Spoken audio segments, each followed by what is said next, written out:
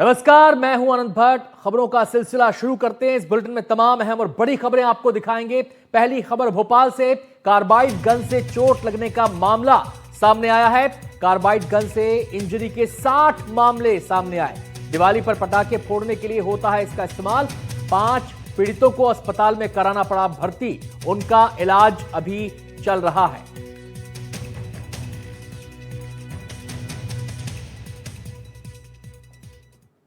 जिनको भी भर्ती की आवश्यकता पड़ी है और बाकी कुछ अस्पताल से भी हमारी रिपोर्ट और कलेक्ट कर रहे हैं। इसमें मेजॉरिटी उसमें आँख का ही है। आँख में कॉर्निया में उनका जो चिंगारी लगी थी उससे कॉर्निया में इन्फ्लेमेशन हुआ है, उसमें स्वेलिंग आई है, उससे नुकसान हुआ है।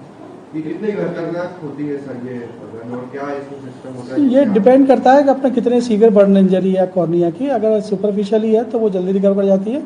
जैसा इसमें बताया था मेरे को 5 लोगों के गंभीर है तो उनको भर्ती किया गया है।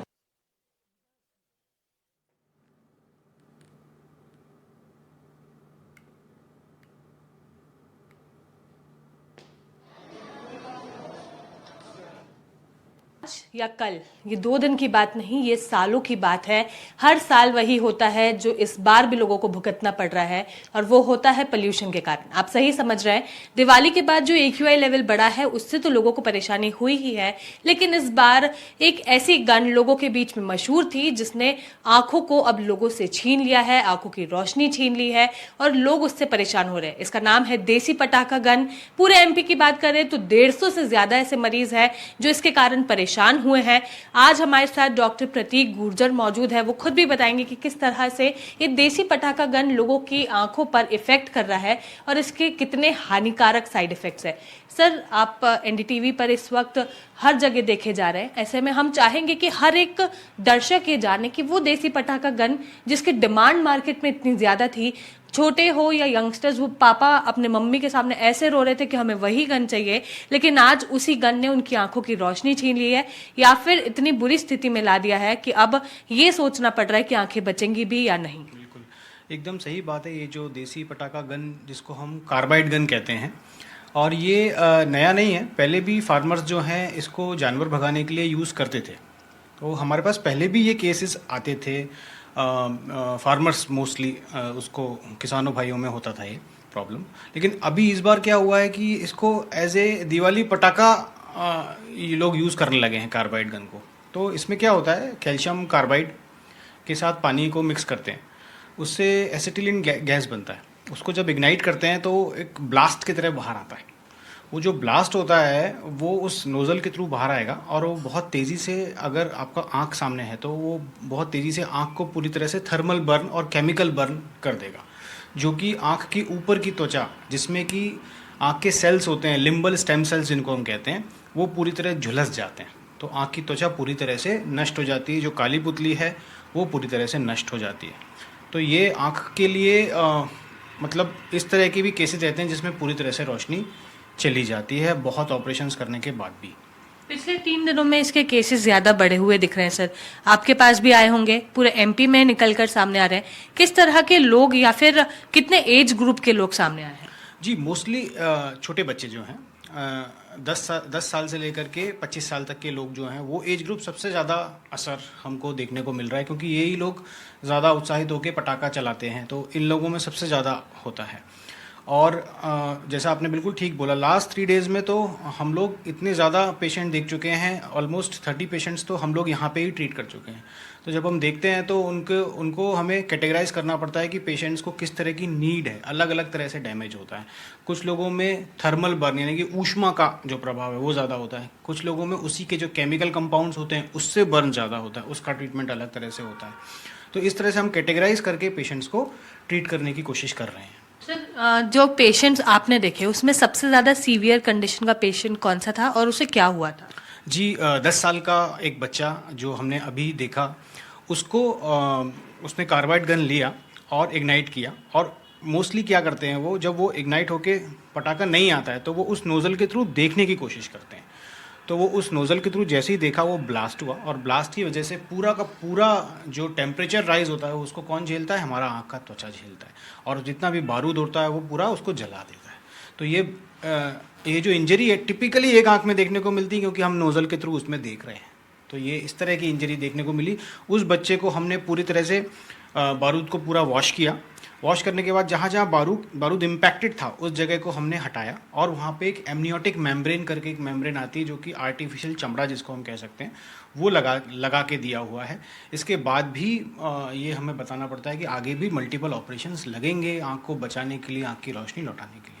तो अभी उनकी आंख की रोशनी है या नहीं है? जी है। अभी आंख बचाने के प्रयास हम में सफल हुए हैं, लेकिन आगे बच्चे को और रोशनी बढ़ाने के लिए हो सकता है नेत्र प्रत्यारोपण की भी जरूरत पड़े, कॉर्नियल ट्रांसप्लांटेशन तक की भी जरूरत पड़े। तो ये खर्चा अभी कितने का आया होगा सर उनका? अभी जो शुरुआती होता है उसमें अगर बच्चा छोटा है उसको बेहोश करके हमें करना है तो लगभग 8,000 से लेकर के 15,000 तक के बीच में सब हो जाता है। लेकिन आगे चल के जब इनको कॉर्नियल ट्रांसप्लांटेशन करना है या लिम्बल सेल्स जो बीज होते हैं वो दूसरी आंख से लेके इस आंख में डालने हैं तो वो ऑपरेशन स्टेज वाइज करने पड़ते हैं, उनके खर्चे अलग होते हैं फिर। जी बिल्कुल। तो आप को इस वक्त जितने भी पेरेंट्स देख रहे हैं या वो यंगस्टर्स या वो बच्चे जिन लोगों के मन में था कि हमें ये बंदूक चलानी है, उन्हें क्या मैसेज देना चाहेंगे? जी बहुत मुझे बुरा ये लग रहा है कि ये बहुत इजीली अवेलेबल है। इवन हमारे जो ई-कॉमर्स प्लेटफॉर्म्स हैं उनमें भी आप जाके आराम से परचेज कर सकते हैं। तो ये एक तो इस चीज़ की जागरूकता सब लोगों में होनी चाहिए कि ये बिल्कुल भी उपयोग में नहीं करना। ये दिवाली का पटाखा नहीं है, ये कुछ ऐसी चीज़ है जो कि आपकी ज़िंदगी भर के लिए आँख ख़राब कर सकती है। हमारे पास अभी एक बच्चा आया था, उसकी एक आँख बचपन में ही ख़राब हो गई थी और इकलौती आँख जिससे वो देख रहा था वो कार्बाइड गन से अभी ख़राब हो गई। तो आप देखिए कि किस तरह से किसी की ज़िंदगी पूरी बर्बाद हो सकती है छोटी सी शरारत के कारण, छोटे से उसके कारण। तो मैं बिल्कुल सब लोगों से ये प्रार्थना करना चाहूँगा कि कार्बाइड गन का प्रयोग बिल्कुल भी ना करें, ये बिल्कुल ठीक नहीं है। तो आपने सुना कितने साइड इफेक्ट्स हैं उसके, वो कितने हार्मफुल है। वो बच्चा जिसकी एक ही आंख बची थी उसकी दूसरी भी नहीं बच पा रही है। वो बच्चा जो सिर्फ बंदूक में झांक रहा था कि बम ब्लास्ट क्यों नहीं हो रहा है, उसको भी इसी तरह की समस्याओं से अब जूझना पड़ रहा है। 150, 200, 250 रुपए की वो बंदूक आपको कितना महंगा खर्चा लाकर दे सकती है, आप सोच भी नहीं सकते हैं। तो मैंने डॉक्टर से बात करके आप तक ये मैसेज पहुंचाने की कोशिश की है कि इस बंदूक का इस्तेमाल ना करें और सुरक्षित पटाखों को फोड़कर दिवाली जैसा त्योहार मनाएं। कैमरामैन रिजवान खान के साथ निहारिका शर्मा, एनडीटीवी। दिवाली के जोश के बीच देसी पटाखा गन ने बच्चों की आंखें फोड़ दी। 3 दिन में 122 केसेस सामने आए। सोशल मीडिया ने इसका क्रेज फैलाया था, जिसके बाद सभी ने मार्केट में पहुंचकर देसी पटाखा गन खरीदी थी। ये एक देसी गन थी जिसके अंदर ही लाइटर जैसा एक उपकरण था, जिसके चलते उसी गन के अंदर पटाखा फूटता था, धुआं निकलता था और उससे लोगों को मजा आता था। लेकिन वो मजे का खामियाजा अब भुगतना पड़ रहा है, जब किसी की आंखों में तकलीफ हो रही है, किसी को सांस लेने में तकलीफ हो रही है और किसी की आंखें झुलस गई है। क्या दिवाली की रौनक के बीच इस तरह के खामियाजा भुगतने के लिए आप और आपके बच्चे तैयार हैं? क्या सही है, क्या गलत, इसको आपको पहचानना होगा और अगली बार इन तरह की सभी चीजों से आपको बचना होगा। कैमरामैन रिजवान खान के साथ निहारिका शर्मा, एनडीटीवी। तो भोपाल में किस तरीके से कार्बाइड गन ने बच्चों को मुसीबत में डाल दिया, ये आपने देख लिया। अब मैं विदिशा की बात करता हूं। कार्बाइड गन से यहां भी 14 बच्चे घायल हुए हैं। पटाखे फोड़ने के दौरान सभी बच्चे ही घायल हुए। बच्चों को इलाज के लिए अस्पताल में भर्ती कराना पड़ा। कई बच्चों की तो सर्जरी भी करनी पड़ी। पुलिस ने 6 लोगों को इस मामले में गिरफ्तार किया है।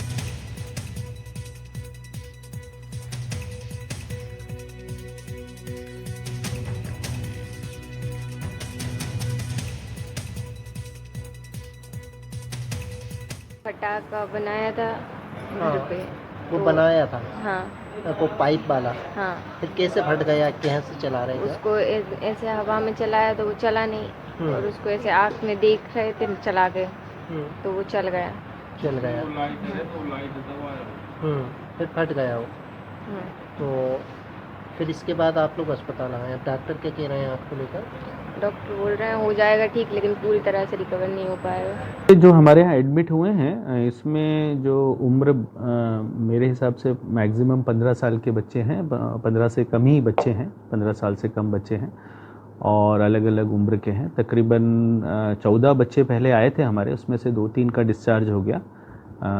ज़्यादा सीरियस इंजरी नहीं थी, पर बाकी 11 एडमिट थे।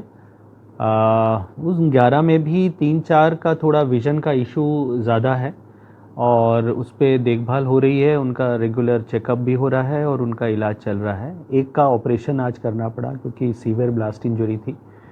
तो उसका आज सक्सेसफुली ऑपरेशन किया गया है। हमारे ऑफ्थेल्मोलॉजी डिपार्टमेंट में doctor Chandravanshi sir, doctor Raghuvanshi और निखिला वगैरह हैं इसमें। ये जानकारी मिली कि थाना क्षेत्र में कार्बाइड पाइप के गन बिक रहे हैं, जिसको हमने तस्दीक किया। तस्दीक करने मुझे जानकारी के हिसाब से लोग मिले, उससे 5 लोगों को हमने गिरफ्तार करके थाने ले आए। उनसे जो कार्बाइड गन है उसको जब्त किया। कितने बच्चे इसमें? बच्चों की संख्या तो हमारे पास नहीं है।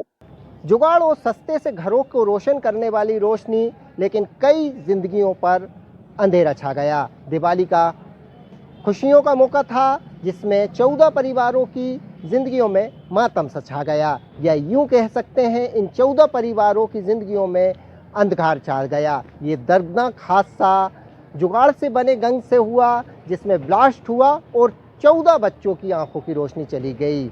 अब ये बच्चे मेडिकल कॉलेज में भर्ती हैं। इन आंखों की रोशनी लौटाने के लिए इस मेडिकल कॉलेज के डॉक्टर कवायद कर रहे हैं। कैमरामैन राहुल के साथ नवेद खान, एनडीटीवी। तो इस खबर पर बातचीत करने के लिए हमारे साथ हमारे 2 संवाददाता जुड़ चुके हैं। निहारिका शर्मा हमारे साथ रहेंगी भोपाल से और नवेद खान हमारे साथ मौजूद रहेंगे विदिशा से। सबसे पहले निहारिका, आपसे ही सवाल करेंगे, क्योंकि जो बच्चों को परेशानी हुई है भोपाल में ज्यादा हुई है। 60 बच्चे बताए जा रहे हैं कि इस गन का शिकार हुए हैं। जो बच्चे अस्पताल में भर्ती जिनको कराना पड़ा, सबसे पहले तो उनके बारे में अपडेट दे दीजिए, उनकी क्या स्थिति है? देखिए अनंत, सिर्फ 60 नहीं बल्कि 200 से ज़्यादा ऐसे बच्चे हैं या फिर यंगस्टर्स हैं जिनकी आंखों पर ये जुगाड़ से बनी बंदूक ने इफेक्ट किया है। इसके साइड इफ़ेक्ट्स इतने बुरे हैं जो हम सोच भी नहीं सकते। दरअसल वो एक कैल्शियम कार्बाइड के अंदर पानी मिलाया गया, वो एक प्लास्टिक के कंटेनर में था और वो प्लास्टिक के कंटेनर में जब लाइटर से आग लगाई गई तो उसका ब्लास्ट प्लास्टिक के साथ बाहर निकलता है, जो कि हमारी सेहत के लिए बेहद हानिकारक होता है। ये वो बंदूक रहती है जो पहले कभी फार्मर्स अपने खेतों से जानवरों को भगाने के लिए इस्तेमाल करते थे, लेकिन अब वो दिवाली का एक पटाखा बन गया जिसने बच्चों की और यंगस्टर्स की सेहत पे बहुत बुरा असर किया है। हमारे फेफड़ों के लिए तो वो गलत था ही, आंखों के लिए भी गलत है। और जब वो आंखों पर इफेक्ट करता है तो जो ऊपरी परत है उससे जो पुतलियां होती है, यानी कि जो कॉर्निया होते हैं, वो पूरी तरह से डैमेज हो जाता है। आज हमने जब डॉक्टर से बात की तो उन्होंने बताया कि सभी का पहले जो आंखें थी उनकी क्लियर की गई, साफ की गई, क्लीन की गई। जो बारूद थी उसे पूरी तरह से हटाया गया। उसके बाद ऊपरी परत हटाने के बाद एक आर्टिफिशियल परत लगाई गई और ये प्राथमिक इलाज है जो 15,000 रुपए का पड़ा है। इसके बाद अब मल्टीपल ऑपरेशंस होंगे और हो सकता है कि उन लोगों को पूरी तरह से आईज जो है वो रिप्लेस भी करानी पड़े, जिसके चलते बड़ा खर्चा होगा। तो वो 200 रुपए की बंदूक अब 2 लाख रुपए तक का खर्चा लोगों को लेकर आएगी।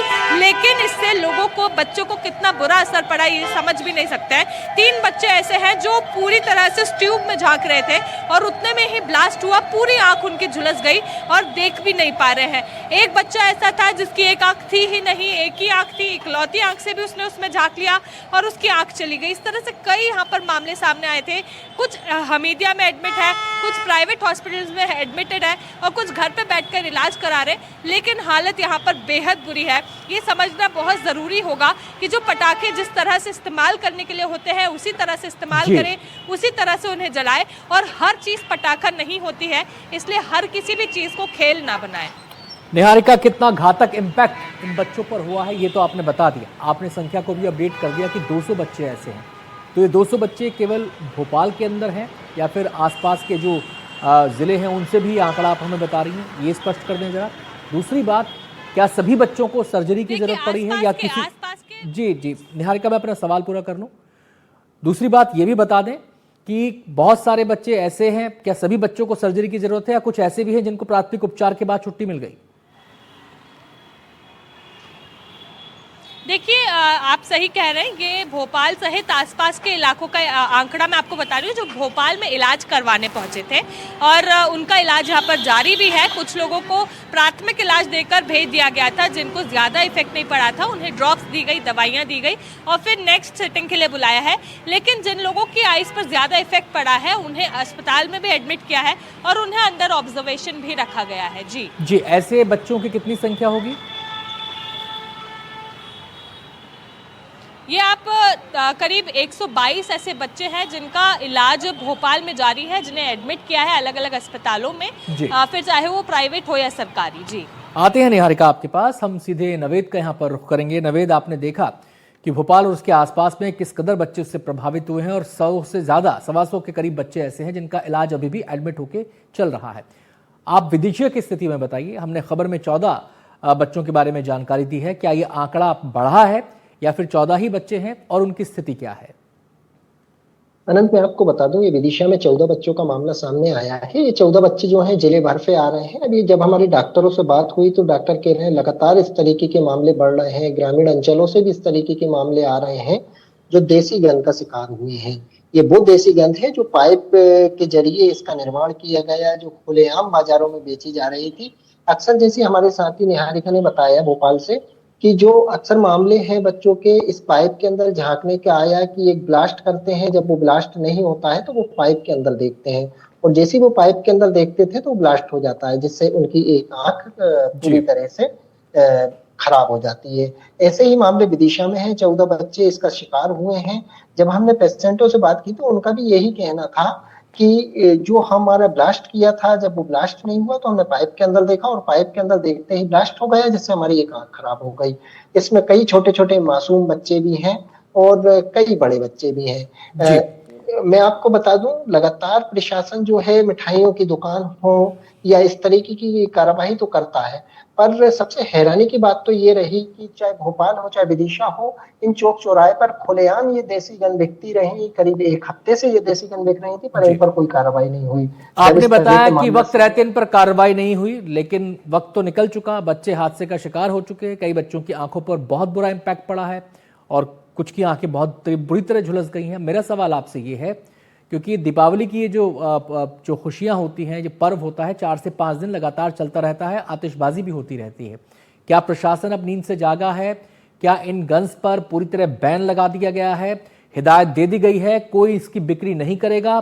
क्या ऐसा कुछ हुआ है? जी अनंत, मैं आपको बता दूं, विदिशा में तो लगातार अब छापेमार कार्रवाई की जा रही है। जो भी लोग गन बेच रहे थे उनके खिलाफ भी कार्रवाई की जा रही है। विदिशा में भी कई पटाखे बाजार के आसपास जो गनें बिक रही थी उन्हें जब्ती भी किया गया है, साथ ही 6 लोगों को गिरफ्तार भी किया गया है। बाकी और कहां गन बिक रही थी इसकी भी तलाश की जा रही है, पुलिस भी इसकी तलाश कर रही है। सवाल यही है कि अगर ये वक्त रहते पहले ये कार्रवाई हो जाती तो शायद ये 14 परिवारों की जिंदगियों में अंधकार नहीं आता। शुक्रिया नवेद आपका इस पूरी जानकारी के लिए। निहारिका, आपका भी बहुत बहुत शुक्रिया, विस्तार से आपने तमाम जानकारियां हमें दी। तो